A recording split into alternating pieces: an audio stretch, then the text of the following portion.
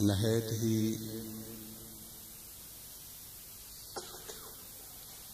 عزت کے لائق اور مہمانان عظام علماء کرام نعت خوان حضرات، السلام علیکم ورحمۃ اللہ وبرکاتہ۔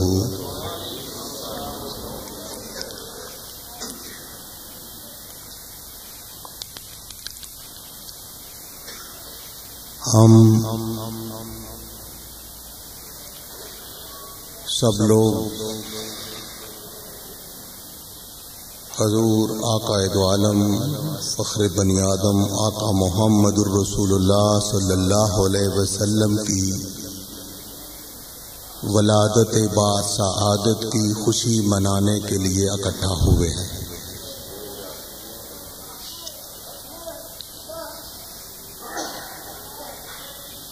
ہم کو تمام عیدوں سے بڑھ کر سب سے بڑی عید ہم حضور کی محفل میلاد کو ہی سمجھتے ہیں۔ کیوں کہ اگر عید الفطر آئی تو وہ بھی حضور کا صدقہ آئی، عید الاضحیٰ آئی ملی تو وہ بھی حضور کا صدقہ ملی، رمضان المبارک ملا تو حضور کے صدقے ملا، جتنی بھی خوشیاں ملی حضور کے صدقے ملی۔ تو دوستو، میری کچھ تقریر کا عنوان تربیتی سا آج ہوگا کہ ہر بات کی بندے کو سمجھ آئے تو پھر ہی فائدہ ہے۔ اس وقت دنیا میں زمین پہ چلنے والے انسانوں کی تعداد 6 ارب سے زیادہ ہوتی جا رہی ہے۔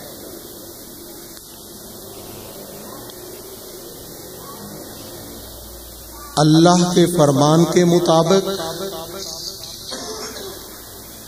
مومنین کے ایمان کے مطابق، حضور کی ذات پاک کی رحمت سے کوئی بندہ بھی خالی نہیں ہے۔ کوئی انسان بھی حضور کی رحمت سے خالی نہیں ہے، اس کو سمجھ آئے یا نہ آئے۔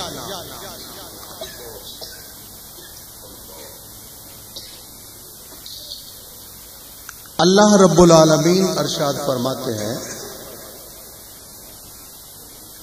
رسول اللہ صلی اللہ علیہ وسلم کو حکم فرما کر، حدیث قدسی ہے، اے میرے حبیب، اے میرے رسول، ہم تمہاری امت میں ایک ایسا گروہ پیدا فرمائیں گے جو قیامت تک حق پر رہے گا۔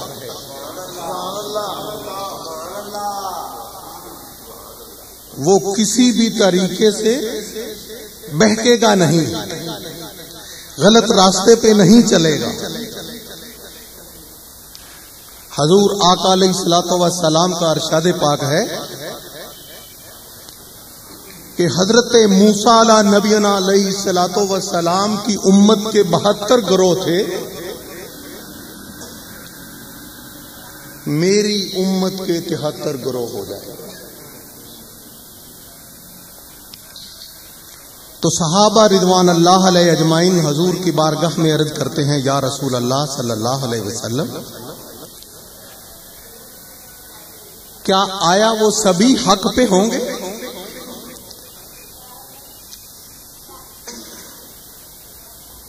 آپ نے ارشاد فرمایا، نہیں، ان میں سے ایک گروہ جو ہے وہ حق پہ ہوگا، ایک گروہ حق پہ ہوگا۔ سرکار نے فرما دیا، اس کی علامتیں بھی بیان کر دی۔ ایک بندے کی چوری ہو جائے تو وہ اس کو چور کو تلاش کرنے کے لیے کتنے جتن لگاتا ہے، اس چوری کو تلاش کرنے کے لیے، اپنا مال واپس لانے کے لیے اس کو بہت کچھ کرنا پڑتا ہے، اس کو بہت سے شبے بھی گزرتے ہیں۔ اگر ہم نے حق گروہ دیکھنا ہو تو ہمیں کیا کرنا چاہیے؟ ہمیں کیا کرنا چاہیے کہ سرکار نے فرمایا کہ میری امت کے 73 گروہ ہو جائیں گے، ان میں سے ایک جو ہوگا وہ حق پہ ہوگا۔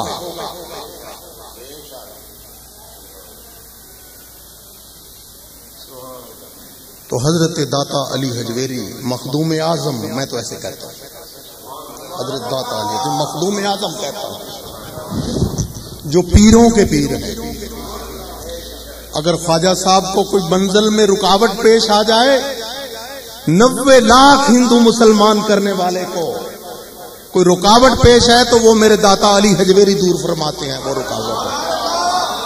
آپ نے ایسے نہیں کہا تھا، سوئے ہوئے نہیں کہہ دیا کہ گنج بخشے فیض عالم مظہر نور خدا نا قزارا پیر کامل کاملا۔ دوستو، ہم کو بالغور،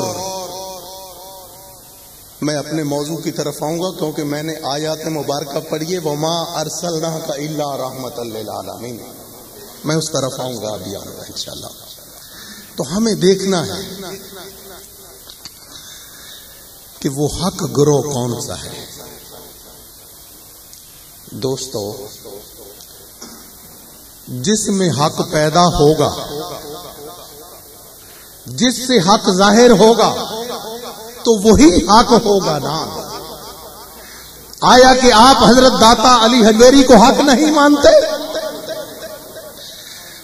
حضرت بابا فرید الدین مسعود گنج شکر کو آپ حق نہیں مانتے؟ مانتے ہیں نا۔ حضرت سلطان العارفین کو آپ حق مانتے ہیں؟ حضرت باجید بستامی کو حق مانتے ہیں؟ حضرت امام ربانی مجدد الفسانی کو آپ حق مانتے ہیں؟ تو اللہ کی قسم کھا کر کہتا ہوں کہ رسول اللہ سے لے کر قیامت تک جو اولیاء پیدا ہوں گے وہ اہل سنت میں ہوں گے، یہی حق ہے۔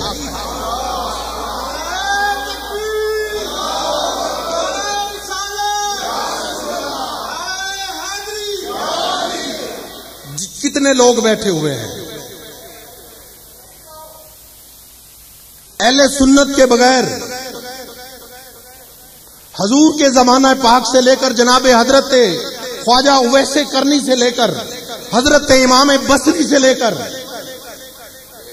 حضرت باجید بستامی سے لے کر، بلکہ میں یہ کہوں گا جناب سیدنا صدیق اکبر سے لے کر قیامت تک جتنے بھی اولیاء اللہ آئیں گے، صالحین آئیں گے، وہ اہل سنت سے ہی آئیں گے۔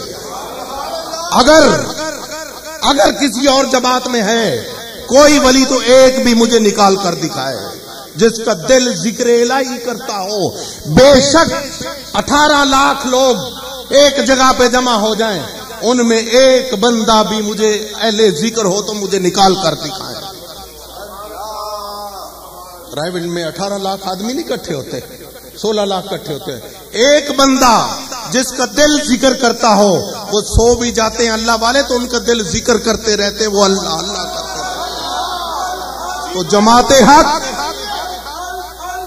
مشرق سے لے کر مغرب تک، شمال سے لے کر جنوب تک، اگر اولیاء ہیں تو وہ اہل سنت سے ہیں۔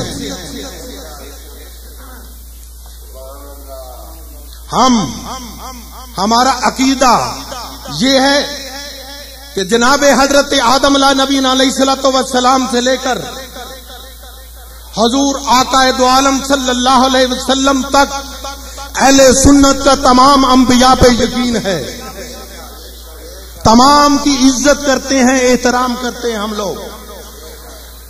حضور کی آل پاک کی ہم تعظیم کرتے ہیں، صحابہ کی ہم تعظیم کرتے ہیں، اہل بیت کی تعظیم کرتے ہیں، شہیدوں کی تعظیم کرتے ہیں، اولیاء کی تعظیم کرتے ہیں، صالحین کی تعظیم کرتے ہیں۔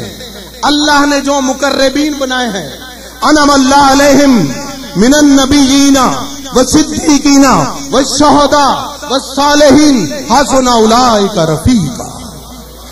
अल्लाह रब्बुल आलमीन फरमाते हैं कि हमने 4 जमातें इनाम वाली पैदा फरमाई हैं इस जमीन पे। आका अलैहिस्सलातु वस्सलाम की उम्मत पाक में 3 जमातें हैं, 4थी जमात अंबिया की है। तो हमारा एहतकाद चारों के साथ ही अल्हम्दुलिल्लाह जानन ईमानन बिल्कुल दुरुस्त है। हम सब की ताजीम करते हैं, नबियों की, रसूलों की, अंबिया की, सहाबा की, औलिया की। तो ये तो अहले सुन्नत का काम है जो सबकी इज्जत करते हैं। कोई सर को मानता है तो पांव को नहीं मानता, कोई पांव को मानता है तो सर को नहीं मानता। ये कैसा ईमान हुआ? जो रसूलुल्लाह सल्लल्लाहु अलैहि वसल्लम ने फरमाया है वो अहले सुन्नत ही करती है, इसी का ये अकीदा है।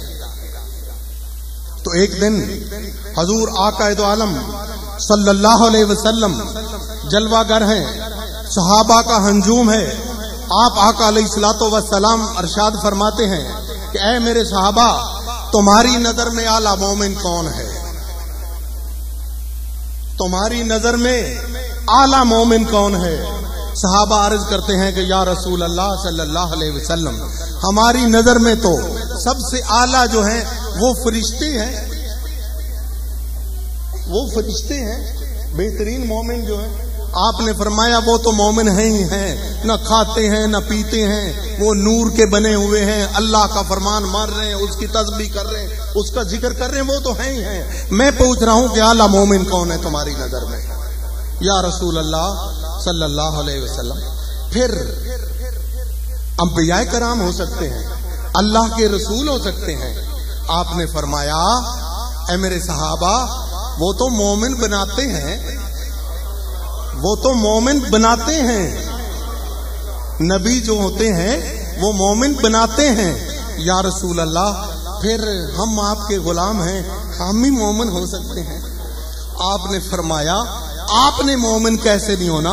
कभी तो हजरत जबरील अमीन को मेरे पास आता देखते हो, कभी दरख्तों को सजदा करते देखते हो, कभी पत्थरों को कलमा पढ़ते देखते हो, कभी कैसा मौजज़ा देखते हो, कभी मेरी उंगलियों से चश्मे जारी देखते हो, कभी मेरे पांव से पानी निकलता देखते हो। तुमने मोमिन नहीं होना तो और किसने होना है? मैं कहता हूं कि आला मोमिन की बात करो, आला मोमिन की बात करो। तुम्हारी नजर में आला मोमिन कौन है? या रसूल अल्लाह सल्लल्लाहु अलैहि वसल्लम। हजूर मेरे साढ़े माँ बाप कुर्बान जान, हजूर फिर अल्लाह और उसका रसूल ही बेहतर जान देने आला मोमिन कौन होगा? जनाब ये इरशाद फरमान, आपने फरमाया सुनो मेरी बात, तुम लोग मुझे अपने ज़हरी आंखों से देख रहे हो, मैं तुम में मौजूद हूं। जब मैं इस दुनिया से चला जाऊंगा तो अल्लाह एक ऐसा गिरोह पैदा फरमाएगा जिन्होंने मुझे अपने ज़हरी आंखों से देखा भी नहीं होगा। तो जब मेरी अजमत का उधर सवाल आ जाएगा, जब मेरी इज्जत का सवाल आ जाएगा, जब मेरे दीन का सवाल आ जाएगा, वो अपनी जान कुर्बान कर देने के लिए तैयार हो जाएंगे, वो अपने बच्चों को छोड़ने के लिए तैयार हो जाएंगे, अपना माल कुर्बान करेंगे, अपनी जानें कुर्बान करेंगे, अपना देश छोड़ने के लिए तैयार हो जाएंगे। तो दोस्तों वही आला मोमिन होंगे, उनसे मैं मोहब्बत करता हूँगा, वो मुझसे मोहब्बत करते होंगे, वो आला मोमिन होंगे।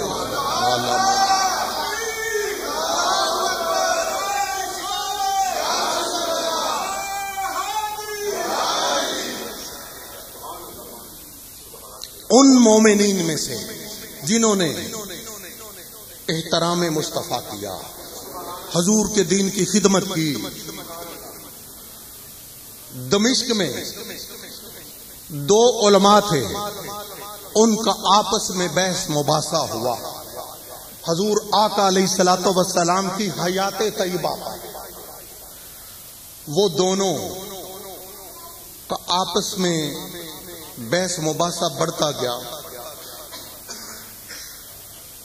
उन्होंने कहा कि ये मामला खत्म होने वाला नहीं, हम किसी औलिया अल्लाह के पास जाते हैं, وہ ہمارے معاملے کو سلجھائیں گے، ہماری تربیت فرمائیں گے۔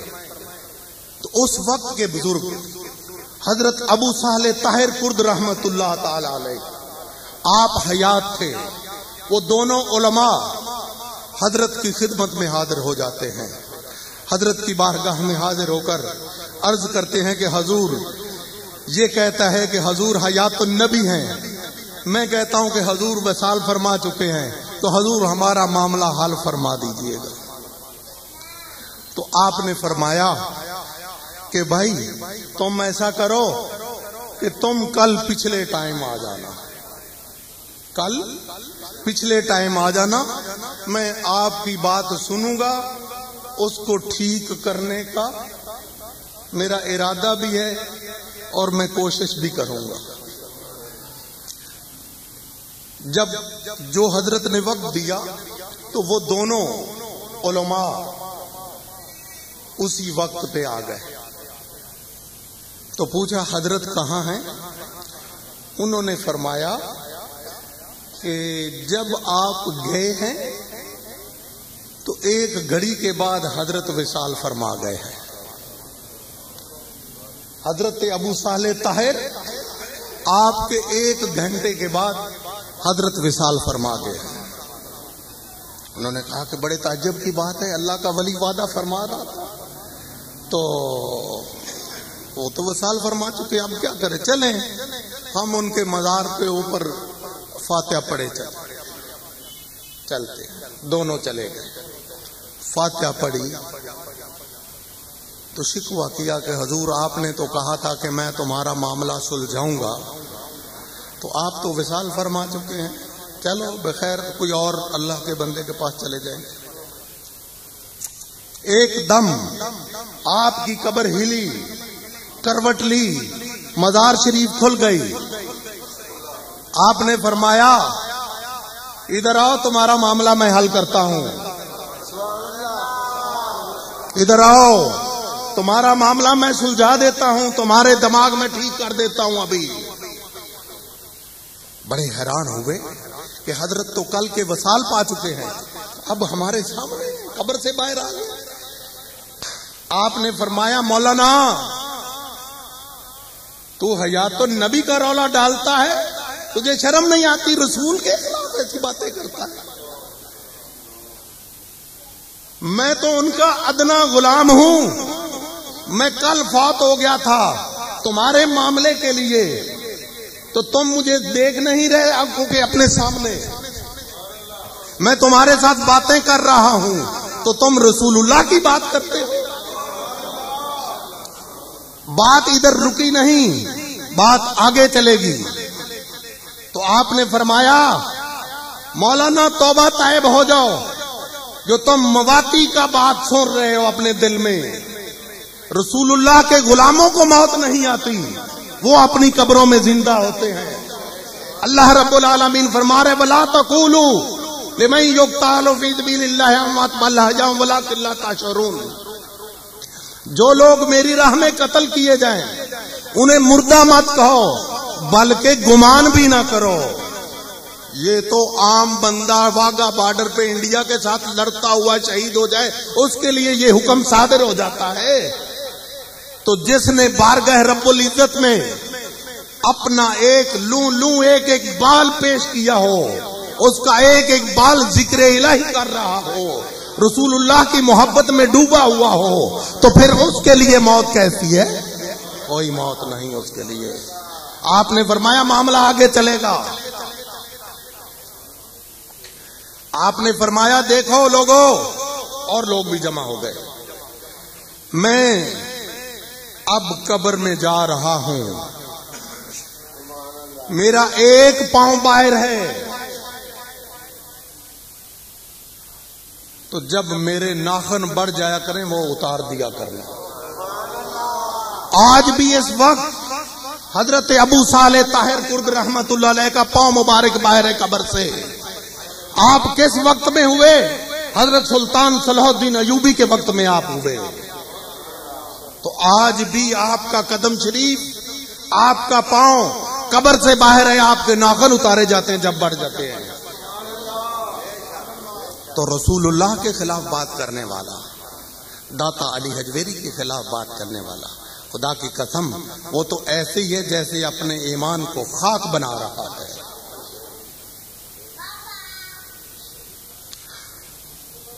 حضور آقا علیہ الصلوۃ والسلام کہ جب دنیا میں جلوہ گری ہوئی تو حضرت مائی حلیمہ سعدیہ آپ کے مقدر جاگ اٹھے،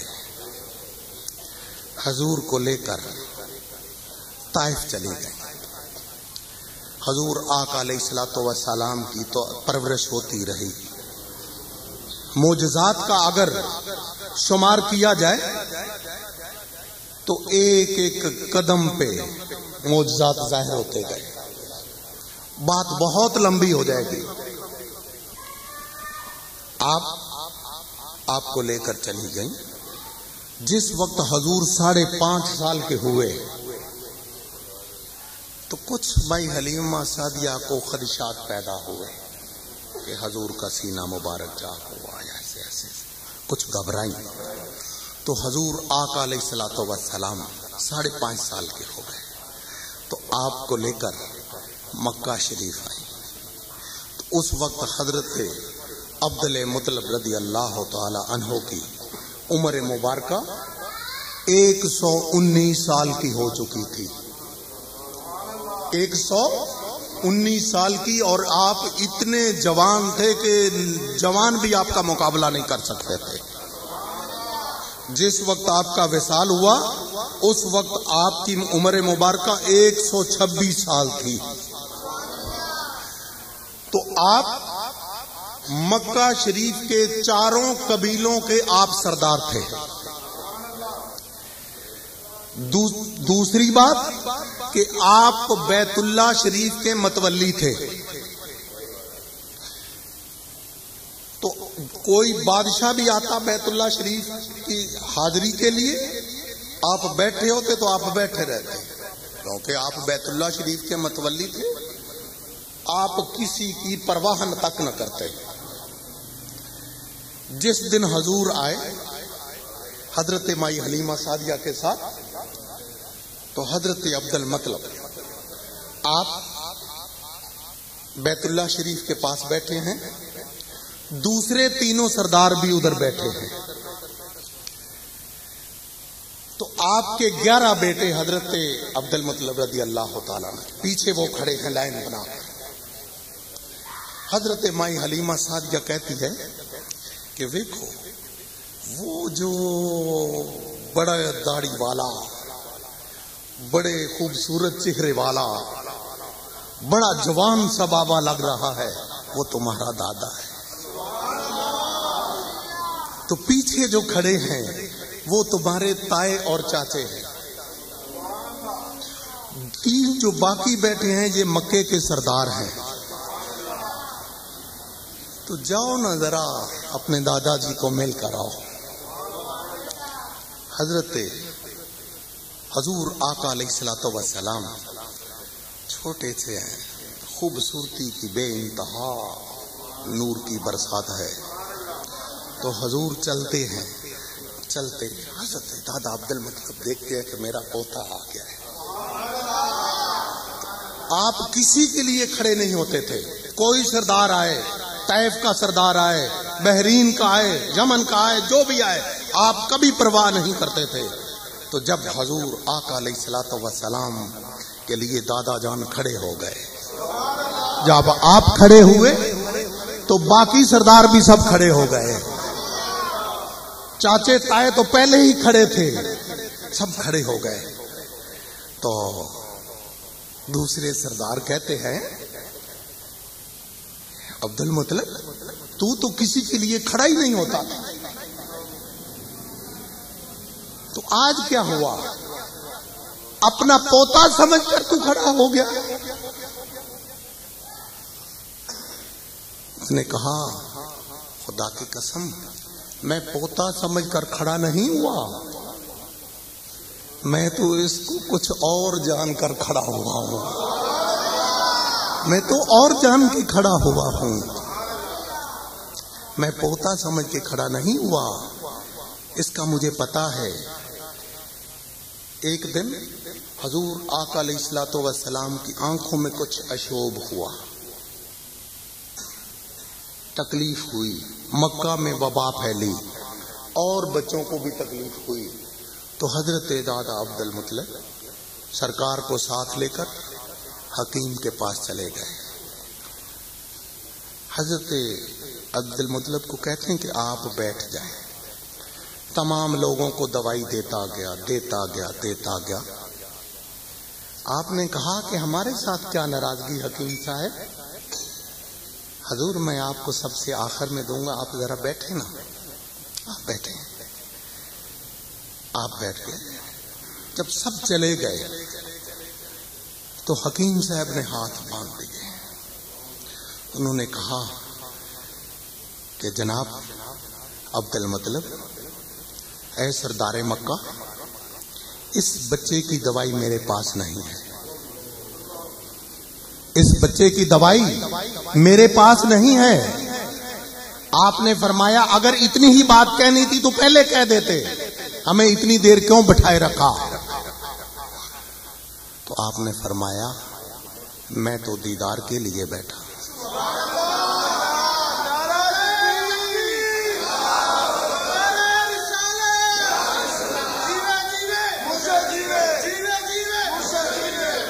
انہوں نے کہا کہ عبد المطلب، یہ بچہ عام بچہ نہیں ہے، مجھے لگتا ہے کہ یہ نبیوں کا سردار ہے، یہ رحمت للعالمین ہے، تو ایسا کیجئے آنکھوں کی تکلیف کی دوائی انہی کے پاس ہے، ان کا لب مبارک تھوڑا سا نکالیے اور آنکھوں پہ لگا دیجئے۔ آپ کی لب مبارک کا لگنا تھا، آنکھوں کا ٹھیک ہونا تھا۔ دوستو، حضور آقا علیہ، جب آپ اکتا جائیں تو مجھے کہہ دینا، میں ختم کر دوں گا، میں زیادہ نہیں بن گا۔ تو حضور آقا علیہ الصلوۃ والسلام کی ذات پاک تو ذات پاک تھی۔ آپ کے والد محترم جناب حضرت عبداللہ رضی اللہ تعالیٰ عنہ یہود و نصارہ کو علامات کے لحاظ سے جو کتابوں میں پڑھا ہوا تھا، ان کو خبر ہو چکی تھی کہ اب نبوت جو ہے وہ بنی اسرائیل میں نہیں رہے گی، نبوت بنی اسرائیل سے چلی جائے گی۔ کہاں جائے گی خبر نہیں ہو رہی تھی، لیکن ایک دن میں آپ کو واقعہ سناتا ہوں، حدیث میں ہے کہ حضرت عبداللہ رضی اللہ تعالی عنہ مکہ شریف سے کسی کام کی وجہ سے پہاڑوں میں گئے، دور نکلے، تو حضور آقا علیہ الصلوۃ والسلام کے نانا عبد المناف وہ بھی کسی معاملے سے پہاڑوں میں کام کاج کے سلسلے میں گئے ہوئے تھے۔ تو عبد المناف کہتے ہیں میں کیا دیکھتا ہوں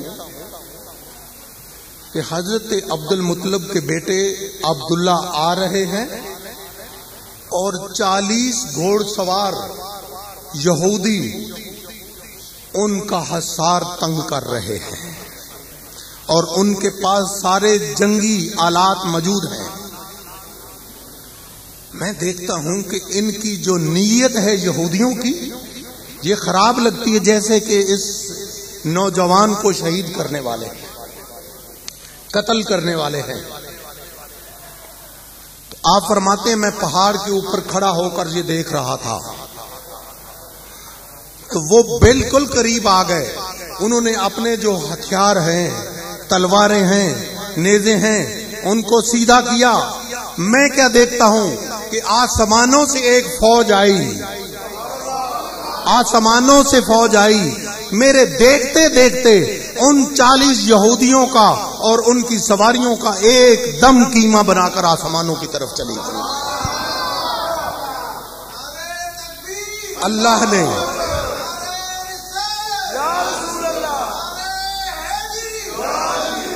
اللہ نے تو جناب حضرت عبداللہ رضی اللہ تعالیٰ ان کی اتنی حفاظت فرمائی ہے، وہ اپنے محبوب کی کتنی حفاظت فرماتا ہوگا۔ تو حضور کے ایک غلام جن کا نام حضرت جبیر بن معطم رضی اللہ تعالی عنہ تھا، آپ مکہ شریف میں حضور کی اعلان نبوت پر مشرکین مکہ منافقین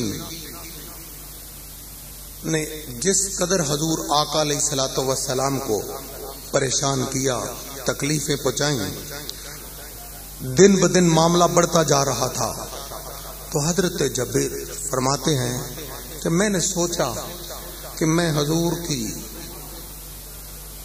جو تکلیف ہے اس کو برداشت نہیں کر سکتا، میں چلا جاؤں کہیں یہاں سے۔ تو آپ نے ملک شام کا ارادہ کیا۔ جب ملک شام کا ارادہ کیا تو راستے میں ایک بحیرہ رہب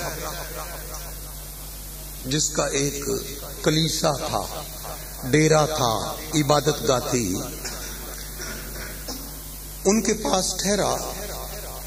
انہوں نے خاطر تواضع کی، ٹھہرایا، تو بحیرہ رہب نے کہا کہ جو حرم سے بندہ آیا ہے جب وہ کھا پی لے، آرام کر لے تو اس کو میرے پاس لے آنا۔ جب حضرت جبیر بن معطم فارغ ہوئے، کھانا وغیرہ کھایا، آرام کیا، تو آپ کے خادموں نے کہا کہ ہمارے جو راہب ہیں وہ آپ کو بلاتے ہیں کہ آپ ذرا ان کی بات سنیں۔ آپ چلے گئے تو بحیرہ رہب نے کہا کہ تم کہاں سے آئے ہو؟ آپ نے فرمایا کہ میں حرم سے آیا ہوں۔ اچھا، ہم نے ابھی ابھی ایک چرچا سنا ہے کہ ایک محمد نام والے جنہوں نے اعلان نبوت فرمایا ہے، تم بھی حرم میں ہو، مکہ میں ہو، وہ بھی مکہ میں ہیں، تم جانتے ہو ان کو؟ حضرت فرماتے ہیں، صحابی فرماتا ہے کہ حضرت میں تو ان کا غلام ہوں، میں تو ان کا نوکر ہوں، وہ میرے آقا ہیں۔ تو آپ نے فرمایا کہ اگر تم ان کے غلام ہو، وہ تمہارے آقا ہیں، تو تم کدھر جا رہے ہو پھر؟ حضور یہ بات ہے، سارا معاملہ کافروں، مشرکوں، منافقوں کا سنایا۔ تو آپ نے فرمایا کہ اگر تمہارے رسول کی میں تم کو تصویر دکھاؤں تو تم دیکھ لو گے، پہچان لو گے، دیکھ کر پہچان لو گے؟ انہوں نے کہا کہ حضور کے ساتھ تو میں ہر وقت رہتا ہوں، حضور کا خادم ہوں، میں غلام ہوں، میں نوکر ہوں۔ حضرت جبیر کو ایک کمرے، بہت بڑے کمرے میں لے جایا گیا، تو انبیاء کی تصویریں لگی ہوئی ہیں، نبیوں کی تصویریں لگی ہوئی ہیں۔ تو وہ کہتے ہیں کہ میرے آقا کی تو تصویر اس میں نہیں ہے۔ پھر دوسرے میں لے جاتے ہیں، اس میں بھی نبیوں کی تصویریں ہیں، کدھر عیسیٰ علیہ السلام کی ہے، کدھر موسیٰ علیہ السلام کی ہے، کدھر داؤد علیہ السلام کی ہے، سلیمان علیہ السلام کی، یعقوب علیہ السلام کی، یوسف علیہ السلام کی تصویریں لگی۔ میں کہا ادھر نہیں ہے، میرے آقا علیہ الصلوۃ والسلام کی صورت مبارکہ والی تصویر ادھر نہیں ہے۔ تیسرے میں لے گئے، جب تیسرے میں لے گئے تو سب سے بڑی جو تصویر تھی فرنٹ کے اوپر میرے آقا علیہ السلام کی لگی، تو آپ سیدھے جا کر حضور کی تصویر کے پاس کھڑے ہو گئے۔ آپ فرمانے لگے کہ یہ میرے آقا کی تصویر ہے۔ آپ نے فرمایا غور سے دیکھو، ہوش سے دیکھو، عقل سے دیکھو، تمہارے آقا یہی ہے؟ آپ نے فرمایا میں بھول کیسے سکتا ہوں، یہ میرے آقا ہیں۔ تو آپ نے فرمایا یہ تو تمہارے آقا ہیں، ان کے جو پاؤں دبا رہا ہے، ان کی پنڈلیاں جو دبا رہا ہے، یہ کون ہے؟ تو آپ نے جواب دیا ان کی پنڈلیاں جو دبا رہے ہیں وہ سیدنا صدیق اکبر رضی اللہ تعالی عنہ۔ آپ نے فرمایا راہب نے کہ اگر یہ تمہارے ہیں آقا، یہ ہیں ابو بکر، تو پھر رب العالمین نے اس ہستی کا کوئی دنیا میں دشمن قاتل پیدا ہی نہیں کیا۔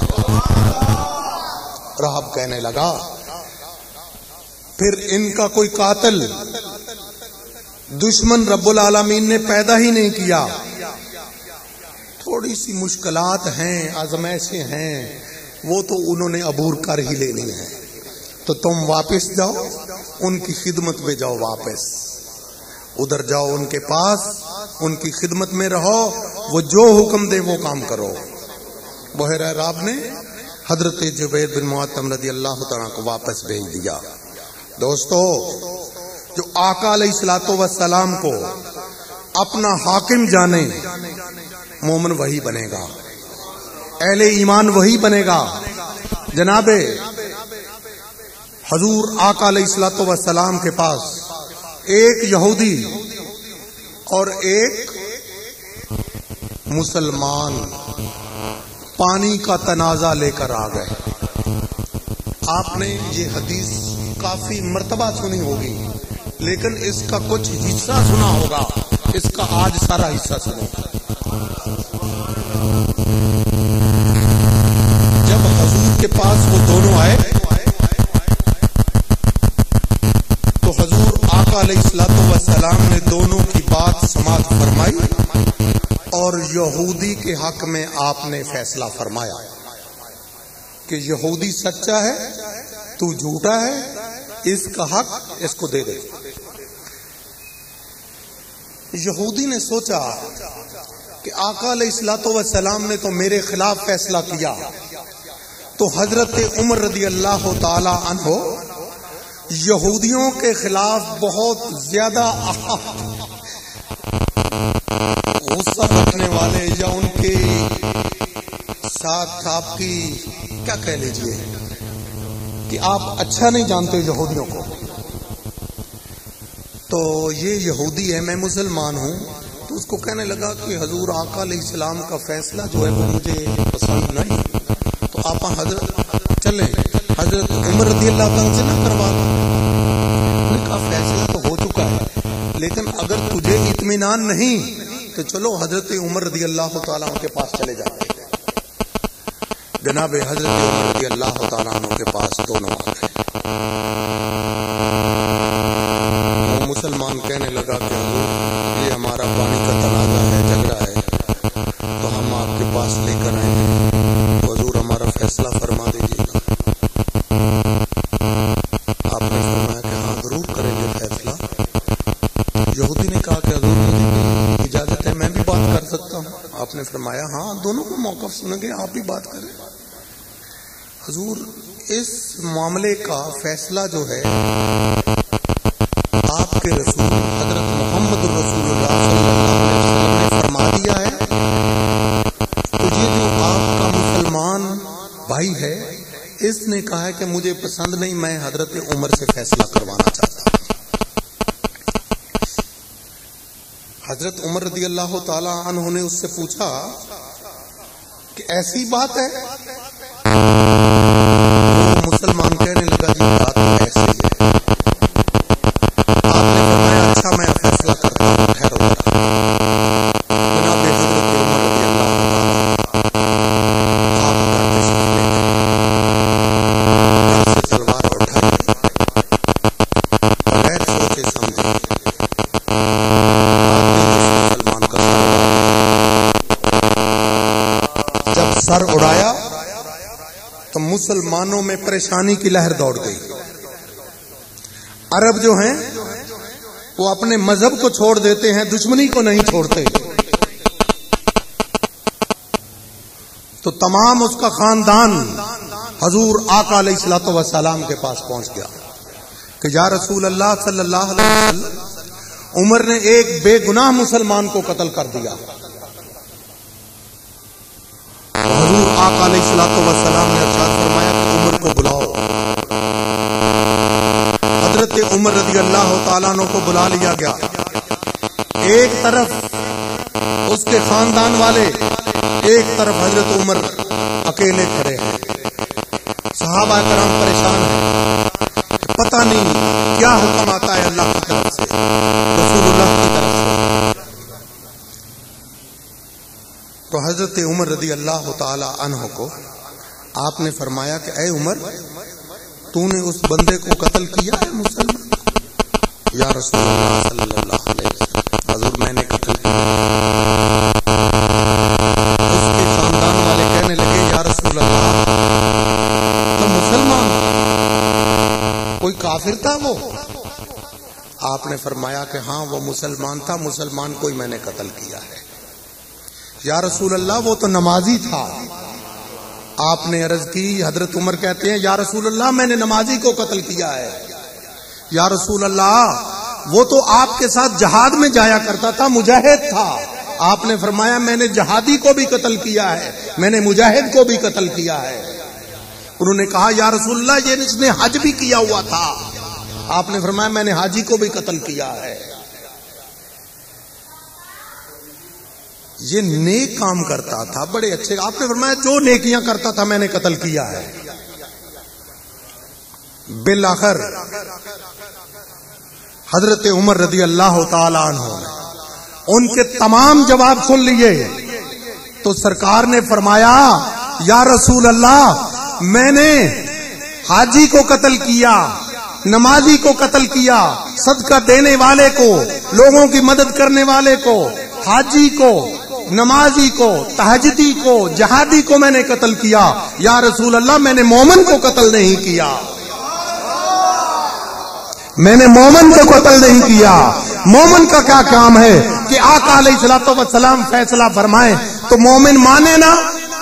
اللہ پاک نے فرمایا کہ اے محبوب اس وقت تک یہ مومن نہیں ہو سکتے جب تک کہ تم کو حاکم نہ تسلیم کر لے. دوستو آقا علیہ الصلوۃ والسلام کا فرمان رب العالمین کا فرمان ہے. آپ کی زبان اس وقت کھلتی ہے جب میرے رب العالمین کا حکم ہوتا ہے. تو دوستو یہ کہہ دینا ہم تو مومن ہیں،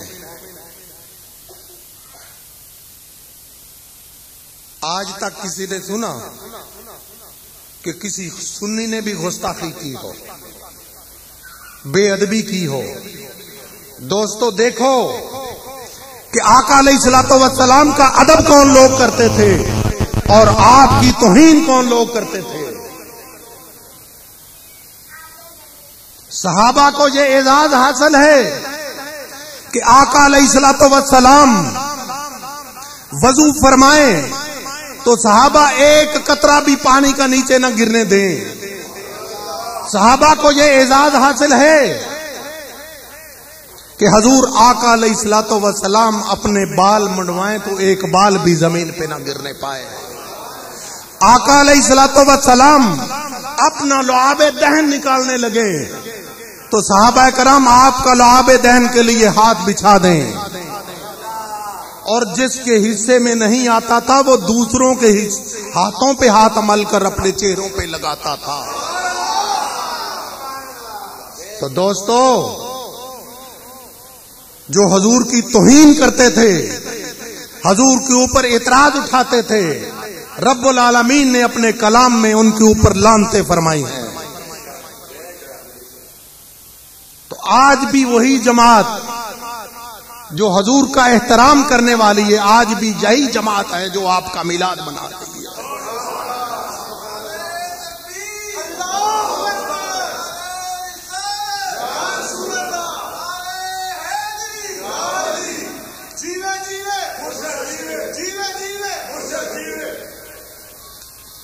تو حضور آقا علیہ السلام کا جب کفار مکہ نے احترام دیکھا صحابہ سے تو پتہ کیا بکواس کیا؟ کہنے لگے ہمیں لگتا ہے کہ محمد مصطفیٰ کہیں خدائی کا دعویٰ نہ کر رہے. استغفر اللہ معاذ اللہ. مشرکین منافقین مکہ کہنے لگے کہ محمد مصطفیٰ کہیں خدائی کا دعویٰ نہ کرتے. استغفراللہ معاذ اللہ. تو صحابہ کرام ادب کرتے تھے، حضور کا احترام کرتے تھے، بلکہ ہم تو وہ مثالیں دنیا میں پیدا نہیں کر سکتے جو صحابہ نے دی. تو دوستو، جہاں پر حضور کی خوشبو ہوگی، حضور کی نظر ہوگی، وہاں سے کرامتیں بھی ظاہر ہوں گی، وہاں سے برکتیں بھی ظاہر ہوں گی.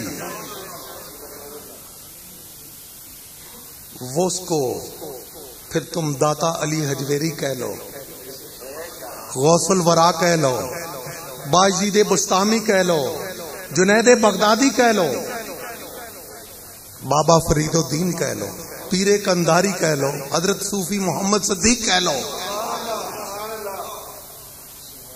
اگر میں قبلہ حضرت صاحب کی کرامتیں سناؤں تو میرا خیال میں کئی دن لگ جائیں گے. تو لوگ کہیں گے کہ کسی نبی کی تو بات نہیں ہو رہی. حضرت صاحب کی سی کرامتیں حرم شریف میں، مکہ پاک میں اور مدینہ پاک میں آپ کی کرامتیں. لوگ کہتے ہیں کہ جب اللہ کا ولی مکہ اور مدینہ کی حدود میں جاتا ہے تو اس کی ولایت کو سلب کر لیا جاتا ہے. میں کہتا ہوں جو کاملین و اکمل لوگ ہوتے ہیں ان کی ولایت کو بڑھا دیا جاتا ہے، سلب نہیں کیا جاتا.